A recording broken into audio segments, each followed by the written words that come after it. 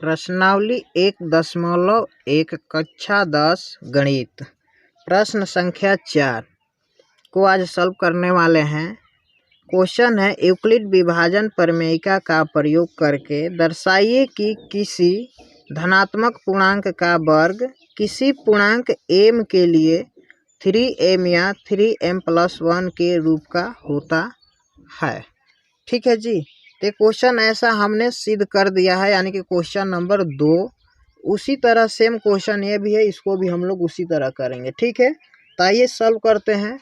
तो सबसे पहले लिखेंगे माना ए कोई धनात्मक पूर्णांक है। ठीक है, माना ए कोई धनात्मक पूर्णांक है जो 3 से बड़ा है। क्या है? 3 से बड़ा है। अर्थात हम बोले तो अर्थात b बराबर 3 बोल सकते हैं। b बराबर 3 बोल सकते हैं। ठीक है, जब हमारा b 3 आ गया तो हमारा शेषफल क्या आएगा? तो ध्यान से देखेंगे तो यहाँ पर हम लिख सकते हैं, यहाँ पे संभावित शेषफल बराबर, मान लीजिए 3 है तो हमारा एक शेषफल 0 हो सकता है, 1 हो सकता है, 2 हो सकता है। 3 तो होगा नहीं, क्योंकि 3 से कम ही होगा। 0, 1 और 2 आएगा। ठीक है, तब चलते हैं हम लोग जिस थ्योरम के अनुसार इसको सिद्ध करने वाले हैं, यूक्लिड विभाजन एल्गोरिथ्म से। ठीक है जी, यूक्लिड विभाजन एल्गोरिथ्म से क्या फार्मूला होता है? a बराबर BQ प्लस R होता है। ठीक है जी, तो यहाँ पे ये फार्मूला होता है। अब देखिए इसको लिखते हैं चरण 1। चरण 1 में चलते हैं। तो अब R का मान हमको लेना है सबसे पहले 0। तो R बराबर लिखेंगे 0 मान रखने पर। क्या करने पर? रखने पर। तो लीजिए यहाँ पर a बराबर b का मान है 3, तो यहाँ पर लिखेंगे 3q प्लस R का मान क्या है? 0, तो 0 यहाँ पर लिखेंगे। तो यहाँ से हो जाएगा a बराबर 3q में 0 जोड़ेंगे तो 3q ही हो जाएगा। लेकिन यहाँ पर क्या बोल रहा है? वर्ग निकालने के लिए बोल रहा है। तो यहाँ पे वर्ग निकालेंगे, लिखेंगे वर्ग करने पर। ठीक है जी, तो यहाँ पर वर्ग करेंगे तो a बराबर 3q का स्क्वायर, दोनों तरफ स्क्वायर होगा। ठीक है, तो यहाँ पे इसका वर्ग करेंगे तो क्या हो जाएगा? तितली का 9q स्क्वायर। तो यानी कि 9 को हम इस तरह भी लिख सकते हैं, 9 को इस तरह भी हम लिख सकते हैं, 3 × 3q स्क्वायर। ठीक है, तो यहाँ पर हमको इसका ज़रूरत नहीं है क्वेश्चन में। देखिए ध्यान से, क्वेश्चन में क्या बोल रहा है? 3m और 3m+1 के रूप में बोल रहा है। तो हम इसी रूप में लाएंगे। यहाँ पर हम लोग का क्वेश्चन q के रूप में आया है ना। तो यहाँ पर q आया हुआ है, तो इसको ध्यान से इसको हटा देंगे। तब यहाँ पे थोड़ा सा हम मान लेंगे, माना 3q स्क्वायर बराबर m। ठीक है, इतना भाग को हमने क्या मान लिया है? m मान लिया है। ठीक है, तो यहाँ पर लिखेंगे फिर 3, इसके जगह पे 3q स्क्वायर के जगह पे हम लिख सकते हैं यहाँ पर m। ये समीकरण नंबर हमारा निकल कर 1 आ गया। ठीक है, अब चलते हैं चरण 2 की तरफ। चरण 2 में तब r का मान क्या रखेंगे? एक बार हमने r का मान 0 रखा, तब रखेंगे एक बार 1 रखेंगे। ठीक है जी, तो यहाँ पर रखेंगे 1। तो यहाँ से हो जाएगा a बराबर b का मान है 3q प्लस R का मान रखना है 1 रखना है। ठीक है जी, अब देखिए आगे चलते हैं। अब दोनों तरफ क्या करेंगे? इसको वर्ग करेंगे, दोनों तरफ वर्ग करने पर। ठीक है, हाँ, तो देखिए यहाँ पे वर्ग करेंगे तो स्क्वायर यहाँ पर हो जाएगा 3q प्लस 1 का स्क्वायर।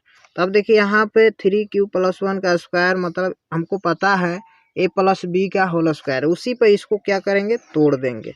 तो यहाँ पर लिखेंगे 3q का स्क्वायर प्लस 2ab यानी कि 2 इंटू 3q इंटू बी के जगह पे 1 प्लस 1 का स्क्वायर। ठीक है जी। तो अब यहाँ पर करेंगे इसको तितली का 9 स्क्वायर करेंगे तो 9q स्क्वायर प्लस यहाँ पर देखिए 2 3 6 q प्लस 1 का स्क्वायर करेंगे 1 ही होगा। तो यहाँ पर हम 3 कॉमन ले लेंगे। क्यों 3 कॉमन ले रहे हैं? क्योंकि यहाँ पे 9 क्वेश्चन में नहीं दिया है, 3 के रूप में आ रहा है, तो यहाँ पे इसलिए 3 कॉमन लेंगे। 3 कॉमन लेंगे तो यहाँ पर बचेगा 3q स्क्वायर प्लस 3 दूनी के 6q पोस्ट यहाँ पे प्लस का 1 बाहर रखेंगे। ठीक है। तो अब यहाँ पर देखिए 3q स्क्वायर प्लस 2q को हमने मान लिया क्या? m माना। क्या माना? m मान लिया। तो यहाँ से हमारा बच गया 3, इतने के जगह पे लिया हमने m, आगे क्या है? प्लस का 1 है। ठीक है जी, प्लस का 1 है। तो ये समीकरण नंबर क्या हमारा निकल गया? समीकरण नंबर 2 निकल गया। ठीक है। अब चलते हैं चरण 3 की तरफ। चरण 3, तो 3 में क्या मान रखना है? r बराबर 2 रखना है। ठीक है। तो यहाँ पर होगा a बराबर b के जगह पे है 3q प्लस r के जगह पर लेना है 2। ठीक है। तब लिखेंगे दोनों तरफ क्या करने पर? वर्ग करने पर। दोनों तरफ वर्ग करने पर। अब वर्ग करेंगे तो यहाँ पर a स्क्वायर बराबर यहाँ पर भी हो जाए 3q प्लस 2 का स्क्वायर। तो इसको भी a प्लस बी का होल स्क्वायर पे तोड़ेंगे। पता है a प्लस बी का होल स्क्वायर आपको, a square plus 2ab plus B square, इसी रूप में तो तोड़ना है हमको। ठीक है जी। तो अब देखिए यहाँ पे तोड़ते हैं इसको। a स्क्वायर बराबर 3q स्क्वायर प्लस 2ab यानी कि 2 इंटू 3q इंटू 2 प्लस 2 का स्क्वायर। तब यहाँ से हो जाएगा तितली के 9q स्क्वायर प्लस 3 दूनी के 6 दूनी के 12q प्लस 2 दूनी के 4। ठीक है। तो यहाँ पर देखिए हम क्या करते हैं, थोड़ी से ध्यान दीजिए।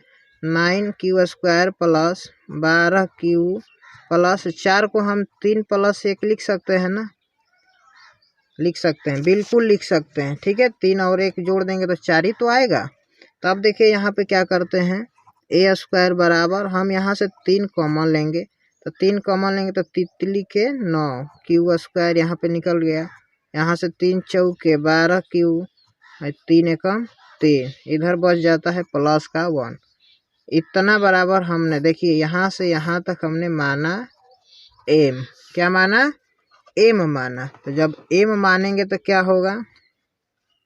तो यहाँ से निकल कर आ जाएगा 3, इतना हमने क्या माना है? m, लास्ट में बच गए प्लस का 1। ये हमारा इक्वेशन नंबर 3 हो गया। ठीक है। तो अब हम यहाँ पर लिखेंगे, सिंपल सा 2 लाइन लिखना है, वही जो क्वेश्चन नंबर 2 में हम लोग लिखे थे। अतः समीकरण 1, 2 तथा 3 से स्पष्ट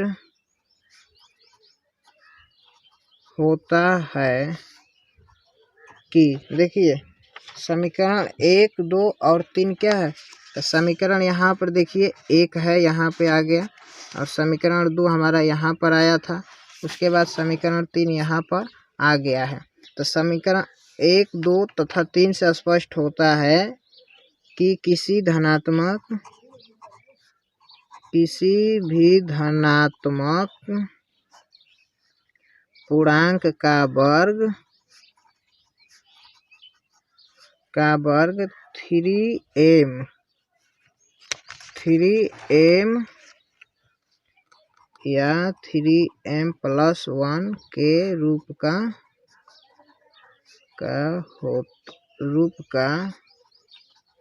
होता है। ये हमारा यहाँ पे क्या हो गया? क्वेश्चन प्रूफ हो गया। ठीक है।